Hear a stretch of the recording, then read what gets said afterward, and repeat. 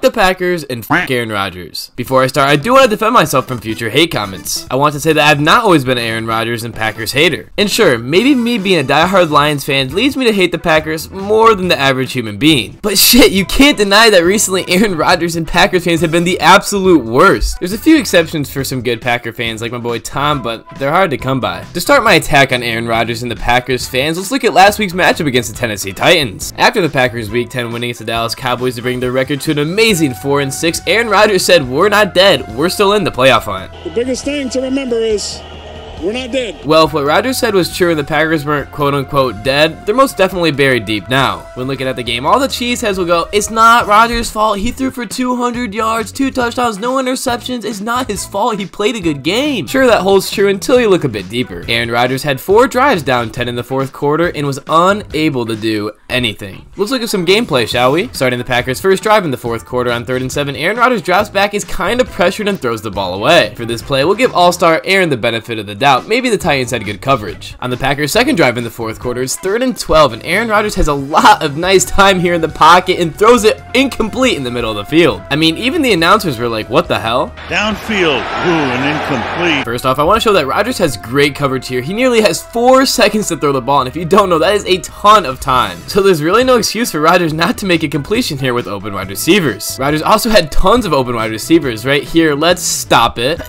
Rodgers has an easy check down here to his right, who has a chance to run for the first down even though it's 3rd and 12, as there's only one Titan defender in the area who's also moving backwards. Rodgers also has 2 wide receivers crossing the field right in front of his face, and again, the one on the right is going to be way more open as the corner is moving back. Instead, Rodgers doesn't throw it to any of his men next to him. He throws it downfield where he does have an open man, but totally misses the guy. Like, no one will criticize Rodgers even if he makes plays like these. On the Packers' 3rd drive of the 4th quarter on 3rd and 3, across midfield, Rodgers drops back and throws, but overthrows his open guy who would have easily got the first down and more. Aw shit, how can I not make this my fault? Then on the very next play on 4th and 3, Rodgers in the shotgun drops back and does have open wide receivers. They may be tightly covered, but they are open, and he just throws it away. I mean, bro, it's 4th down. Give your team a chance. If you watch on the bottom of your screen, number 33 is open. Rodgers just needs to slot it in there to him, and he'll get the first down. And even if he waits a little bit, he just has to toss it over the linebacker. He's open. Okay, maybe Rodgers didn't see him. At the top of your screen, he is a guy running to the sidelines on an out who's also open for the first down. But instead, after Rodgers has tons of time, again, in the pocket, throws a Hail Mary ball to a teammate who doesn't even have a chance at making the catch. And then on the Packers' last drive of the game, Rodgers made a few completions, getting the Packers downfield, but then on 2nd and 7, Rodgers is pressured in the pocket. Maybe his wide receivers aren't open. You can't just say that he should have made a pass by now, even though he's had a ton of time. But then after a while, he takes a really bad sack. After only 2.5 seconds, the quarterback knows they need to get rid of the ball, and there's a great chance they could be sacked. Rodgers has the ball in his hand for almost 6 whole seconds until he's sacked. I also struggle to believe that Rodgers didn't see this guy coming at him out of his peripheral vision. In my opinion, Rodgers had tons of time to throw this ball away, because it's 2nd and 7, you really don't want to take a sack here. It's literally the worst thing that could possibly happen. The point I'm trying to get across is that Rodgers isn't safe from the blame. Rodgers and Packers fans are always defending Rodgers and saying that the team is trash and Rodgers has no supporting cast, but in reality,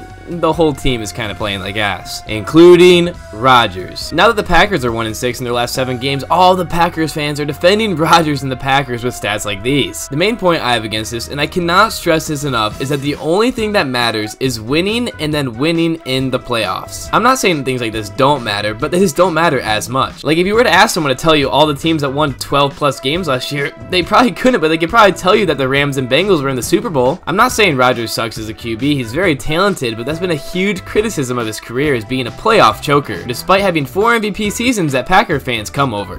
Also, shout out this guy for calling out the bullshit on this stat that Rodgers and the Packers haven't had their bye week yet. And this is what I want to highlight next, is that Aaron Rodgers is literally an ass. Jumbo Snipes is saying, that shows how little you pay attention to the team. But I think Mr. Snipes here isn't paying attention himself. After last Sunday, both the Titans and the Packers had a short week to prepare because their matchup was on Thursday Night Football. The Titans head coach actually has a show, and he actually canceled it due to the short week and limited time. But don't worry, Rodgers still made sure he had time for the Pat McAfee show on Tuesday, as he always does. Rodgers has complained about his wide receivers a lot this season, and a lot of Packers fans have as well, saying they're not on the same page. And yes, Yes, Aaron Rodgers' wide receivers are young, new, and haven't played with Aaron a bunch, but I have a thought. I'm just going to toss it out. Maybe instead of doing this show, Aaron Rodgers should take his extra time and practice with his new wide receivers and build a little bit of a trust between the two until they're on the same page in games. I don't know. I'm just thinking out loud here. In the end, I will admit that Rodgers doing this show isn't that big of a deal, though. Maybe on days Rodgers does the show, he just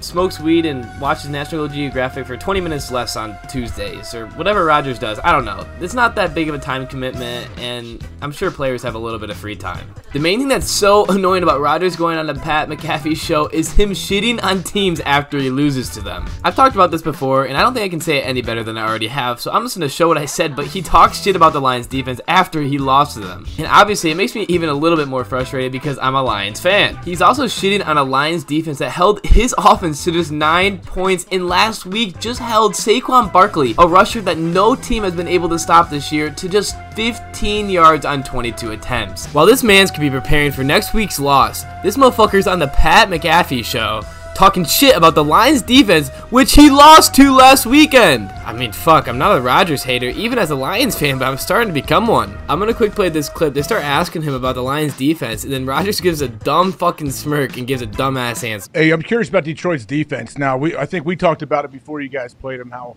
what they'd shown on film so far this year was not that great. And then they obviously come back and they play great against you guys. How, like, did they do anything different? I doubt they could change everything, but... Look, no disrespect, but did they play great? I mean, we had 40 yards offense on them, moved the ball up and down the field. I threw an interception off a helmet. I threw an interception about 5 yards short of Dave. I mean, it wasn't like, I didn't play a great game. We still made a lot of mental mistakes, but I don't think they really stopped us. We had 3 possessions in the first half and went up and down the field. So, it's more about us, I think, than them. Okay. If the Lions defense didn't play good, explain the 3 interceptions within the 3-yard line. Explain the Lions forcing a 4th and goal when you had 1st and goal on the 1. Explain multiple deflected passes from Lions cornerbacks. Explain 2 forced fumbles on your final drive and the Lions defense keeping you from getting the completion on the last 4 plays of the game. Sure. Some were mental mistakes like the helmet one, but you could say everything's technically a mental mistake, and dissing the defense you just lost to is kind of a dick move and embarrassing. Also, take some responsibility, bro. You keep saying we made some mental mistakes. It sounds like you made a lot with 3 interceptions and a lot. Bro, start the breakdown, you fucker. Alright. My bad. The other thing I want to highlight is the Packers fans. This is just so annoying to me. The Packers fans were booing the Packers off the field after being down at halftime on Thursday Night Football last week. I don't think so. That's the way the half comes to an end, with the Tennessee Titans leading 14-6, and the Lambeau crowd booing the Packers off the field. This definitely pisses me off way more than it should. I don't really know why it pisses me off. It's just like, I don't know if it's like a sense of entitlement that your team should be winning, or I don't know. It's kind of just like a lost cause. Fans are gonna boo their team sometimes. I don't know. It's just, I think it's annoying. Probably embarrassing myself right now. I'll go into the next thing. Also, I feel like the media just dick rides Aaron Rodgers and the Packers just so hard. I mean, this statistic, they gave him an 18% chance to make the playoffs during the Cowboys game when they were 3-6. I feel like that's a bit high. Like, how many teams have gone from 3-6 to make the playoffs? And this stat just shows how much the Packers have struggled in the second half. In just 6 of the 7 Packers losses, the Packers have scored on only 4 of 23 drives in the second half while having the lead or being down by 10 or less. In the end, I don't hate Rodgers. I feel kind of bad now that I've gotten all this out of my system, but I feel like he does deflect blame a lot, and the Packers fans sometimes just suck. Also, the Packers and Rodgers are really struggling this season, and you just cannot deny it anymore. And also, Rodgers did have a pretty good post-game press conference after Tennessee's loss, and he took a good amount of the blame. I do wish the best for Rodgers, and he is a fun quarterback to watch. But mark my words, when Detroit comes into Lambeau Field, it's all over. If you enjoy my content, I would really appreciate if you could like and subscribe, and once again, thanks for watching.